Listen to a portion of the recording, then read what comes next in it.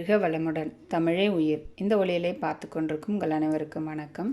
இன்றைய பதிவில் நம்ம பார்க்க போகிறது என்னென்னா, கொத்தவரங்காய் எப்படி பொரியல் செய்கிறதுன்னு பார்க்கலாம். அதுக்காக நான் கொத்தவரங்காயை சுத்தம் பண்ணி கழுவிட்டு அதுக்கப்புறம் கட் பண்ணி இந்த மாதிரி துண்டு துண்டாக வச்சுருக்கேன். நான் ஒரு 400 கிராம் அளவுக்கு எடுத்திருக்கேன். அடுத்து ஒரு பெரிய வெங்காயம் மீடியம் சைஸில் இருக்கிறத எடுத்துக்கோங்க. சிறிதளவு கருவேப்பிலை, ஒரு 4 துண்டு தேங்காய். இதை தாளிக்கிறதுக்கு தேவையான எண்ணெய் வச்சுருக்கேன். நான் தேங்காய் எண்ணெய் பயன்படுத்துறது. அடுத்து கடுகு உளுந்து கலவை, மஞ்சள் தூள், உப்பு தேவைக்கு, காரம் அதாவது மிளகாய் பொடி, குழம்பு மிளகாய் தூள் பயன்படுத்துகிறேன். இது எப்படி செய்கிறதுன்னு பார்க்கலாம். இப்போதும் போல் நம்ம ஒரு சட்டி வச்சுக்கலாம். அடுப்பு ஆன் பண்ணிவிட்டு நான் ஒரு 3 ஸ்பூன் அளவுக்கு தேங்காய் எண்ணெய் விட்டுக்கிறேன். எண்ணெய் காயட்டும். எண்ணெய் காஞ்சிருச்சு. இப்போ நம்ம ஒரு ஸ்பூன் கடுகு உளுந்து கலவை சேர்த்துடலாம். கடுகு வெடிச்சிட்ருக்கு. இப்போ நம்ம அந்த வெங்காயம் கருவேப்பிலையை சேர்த்துடலாம்.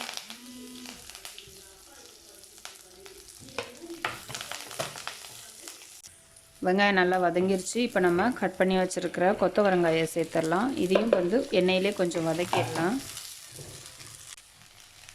காய் சேர்த்தாச்சு. இந்த காய் நல்லா வதங்கிறதுக்கு இப்போ காய்க்கு தேவையான உப்பு நம்ம சேர்த்துக்கலாம். உப்பு சேர்த்து வதக்கும்போது காய் சீக்கிரம் நல்லா வதங்கிடும். அடுத்து ஒரு 1/2 ஸ்பூன் மஞ்சள் தூள் சேர்த்துக்கலாம். இப்போ இந்த காய் நல்லா வதங்கிறதுக்கு ஒரு தட்டு போட்டு மூடி வச்சிடலாம். ஒரு 2 நிமிஷம் எண்ணெயிலே வதங்கட்டும்.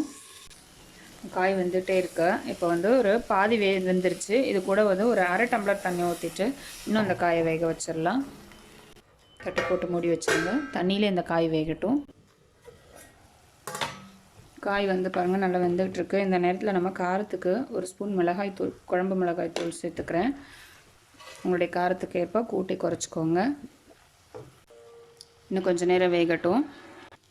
கடைசியாக மிளகாத்தூள் சேர்த்தவொடனே நம்ம பச்சை வாசனைலாம் போயிடுச்சு. காயும் நல்லா வதங்கி வெந்துருச்சு. இந்த நேரத்தில் இறக்குற நேரம். இப்போ இதில் நம்ம எடுத்து வச்சுருக்கிற தேங்காய் துருவல் இதில் சேர்த்துக்கலாம்.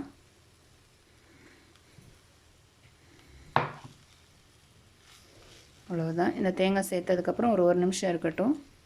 இப்போ தேங்காய் சேர்த்து 1 நிமிஷம் ஆயிடுச்சு. இறக்குற தருணம் வந்துருச்சு. இப்போ இது கூட கடைசியாக ஒரு கைப்பிடி கொத்தமல்லி போட்டிருக்கேன். அவ்வளோதான். ஸ்டவ் ஆஃப் பண்ணிடலாம். இந்த கொத்தவரங்காய் பார்த்திங்கன்னா நல்ல ஒரு உடலுக்கு ரொம்ப ஆரோக்கியமானது. பிபி, சுகர் இந்த மாதிரி இருக்கிறவங்களுக்கெல்லாம் இது ரொம்பவே நன்மை பயக்கக்கூடியது. தொடர்ந்து நம்ம உணவில் சேர்த்து பயன்படுத்தலாம். பொதுவாக இதே மாதிரி நீங்கள் மண் சட்டியில் சமைச்சு பாருங்கள். நல்ல ஆரோக்கிய வாழ்வை வாழலாம். வாழ்க வளமுடன். ஆரோக்கிய வாழ்வே அளவற்ற செல்வம்.